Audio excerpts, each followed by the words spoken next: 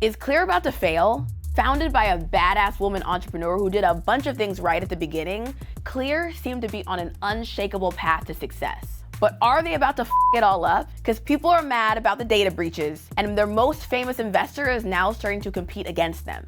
Is this company, once worth $5 billion, whose only competitor was the US government, suddenly on the brink of irrelevance? Lawmakers are considering a bill that would ban programs like Clear at the airport. Clear was founded in 2010, and a woman named Karen Seaman Becker took on the role of CEO, which I love because I love seeing women make boss moves. The first smart move she made was refusing to start from scratch. There was already another company called Verified Identity Pass that she and her co-founder purchased and revamped after it went bankrupt. Verified Identity Pass, we'll call it VIP. They already had developed technology that had biometric tech that was used by the military and high security labs, like reading your eye pattern or your fingerprint pattern. And they connected it to the technology the airport was already using to get you through the security line. VIP already had patents, they already had monthly subscriptions. The only problem was that they had just gone bankrupt. The 2008 crash had really screwed VIP over. Their subscription was super reliant on high-paying business travelers, and when businesses slashed their spending, the company failed. So here comes Karen Seaman Becker, and she's like, we're gonna buy what y'all already started and see if we can turn it around. In business, there's often a first mover and a fast follower.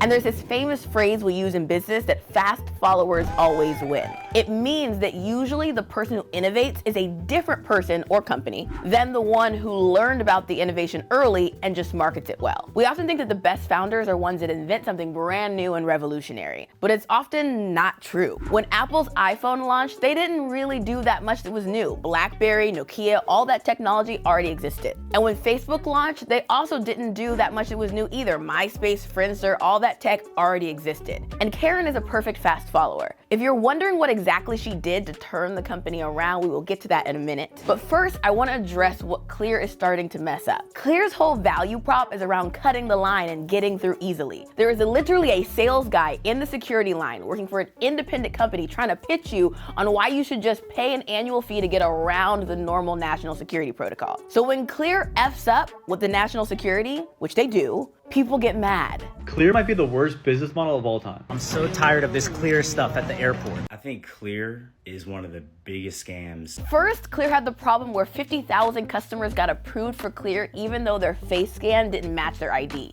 Then there was the problem at LAX. Clear let a passenger through with a boarding pass they literally found in the trash can. And then there was the problem where they let someone carry ammunition onto the flight using a fake name. To be honest, I'm always left thinking, how the hell did a private company get the US government to let them operate security checks at the airport and compete directly with their own TSA pre-check program? Like, I really wish I could have been a fly on the wall during that negotiation. But it seems to be the direction that we're headed in as a country now. The private company SpaceX is now doing a lot of the work that NASA originally was doing. And NASA literally helped them by giving them a bunch of their contracts. FedEx and UPS are now doing a lot of the work that USPS was originally doing, which is understandable. I try to avoid USPS at all costs. But the US government literally helped those companies by contracting them to do mail routes that they can't cover and some routes that they can cover. But beyond being a super smart fast follower, Karen Seaman Becker made another interesting business move as the CEO of Clear. Somehow, she walked into a meeting with her direct competitor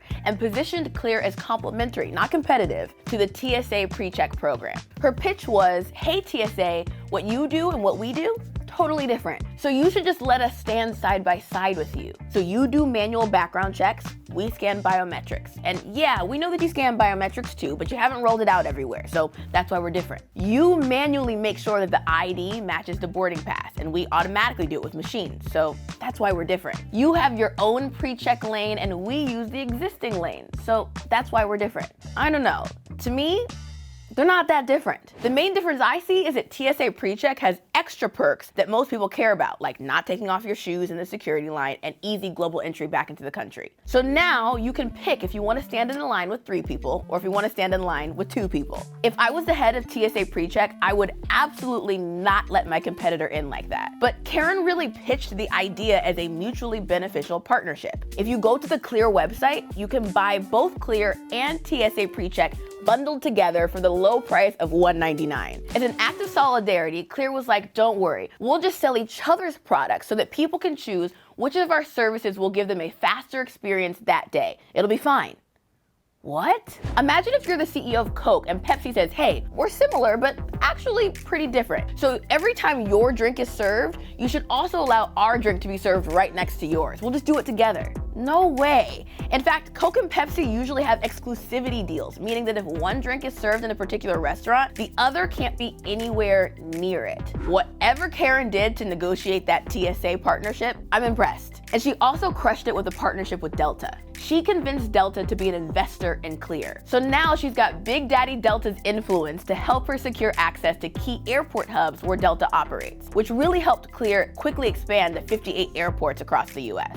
And in return, Delta SkyMiles members get a discount on their annual Clear memberships. But the partnerships don't mean that Clear isn't struggling as a business. Customers are starting to get frustrated about what is happening with their data. When you sign up for Clear, you're signing a contract with an independent company to give them your retinal scan, your fingerprint, all of that. You probably already know about all of the drama around companies like Ancestry.com and 23andMe having access to all of your blood work data. 23andMe partnered with GlaxoSmithKline, a pharmaceutical giant, and their customers are feeling a little squeamish about all of their data being sold to big pharma for drug development. Also in 2023, 23andMe had a data hack, and there were reports of people's 23andMe data being sold on the dark web. To make all of this weirder, HIPAA, the law that protects the privacy of patients' health information, it doesn't apply to 23andMe or Ancestry.com because these companies fall outside the healthcare realm. So you aren't protected, at all. And people are thinking about this whole industry issue as they also start to raise concerns about Clear. What are they gonna do with our data? My personal take is that all these companies got my personal information at this point anyway.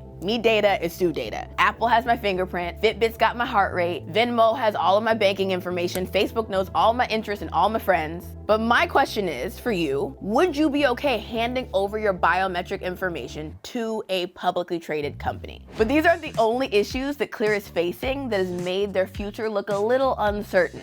The TSA has started to chip away at Clear's business model by mandating that more Clear passengers show their ID in addition to showing their boarding pass and their biometric scan, which totally undermines the whole premise of a service of not needing to show your ID to get into the security line. TSA also told airports to stop letting so many Clear customers cut the line at once, which is another whole point of the Clear business model. To add even more to this, the TSA also rolled out its own prototype facial recognition verification service, which again, whole thing that Clear is saying we do this differently, now TSA is doing it themselves. Unlike Clear, TSA's new facial scans, they won't require you to use your boarding pass. So really, again, competing against Clear's business model. On top of this, TSA PreCheck is way cheaper. It's like 1/10 of the annual price of Clear memberships. To add even more to this, Delta is rolling out their own facial scanning ID products. To fight all this bruising to their bottom line, Clear has started to make efforts at diversifying their business. Mainly, they're pitching themselves as an upgraded way to do office security or to log into different softwares. But they've yet to show a lot of success in these areas. While there are many reasons to think that Clear's future might be in an ominous place, I personally don't think that Clear is doomed, and here's why. Yes, some of Clear's initial partnerships are starting to become less valuable. At the airport, TSA is cracking down on them, and Delta is starting to compete with them too. Okay, boo-hoo. You managed to build a partnership network, which worked to your advantage for 9 years, and now you have to expand to stay relevant. Show me a business this is not true for. The market, it evolves. I think Karen's also got a decent vision for Clear's future. She imagines an easy way to identify yourself as you get access to secured buildings, get tickets to events, and eventually enter your driverless Uber. Essentially, she wants Clear to act as your main ID in your wallet within the next 5 years. So now, she's just got to execute on that expansion. And she's already trying. For instance, last year, Clear partnered with LinkedIn to let 200 million LinkedIn users log in more easily. And they put their technology into 17 stadiums, which allow people to enter more easily and make cardless purchases at kiosks. Now, some LinkedIn users are expressing frustration with the Clear verification process. They're saying that it's rejecting their state IDs and giving them weird error messages. And as far as the stadiums, the US has roughly 2,500 stadiums, and Clear is in 17 of them, meaning that they've only figured out how to get into 0.7% of the market so far. So yeah, Karen is in the early stages of her expansion. Maybe some of the vertical expansions won't work out, but she's iterating. Let's give her a minute. If you take a look at Clear's quarterly revenue over the past couple of years, despite competition and spending money to expand,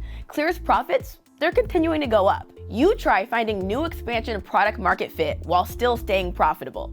It's hard. I don't know what Clear's future holds, but I think that there's a lot that can be learned here. What do you think? Will Clear survive or become irrelevant?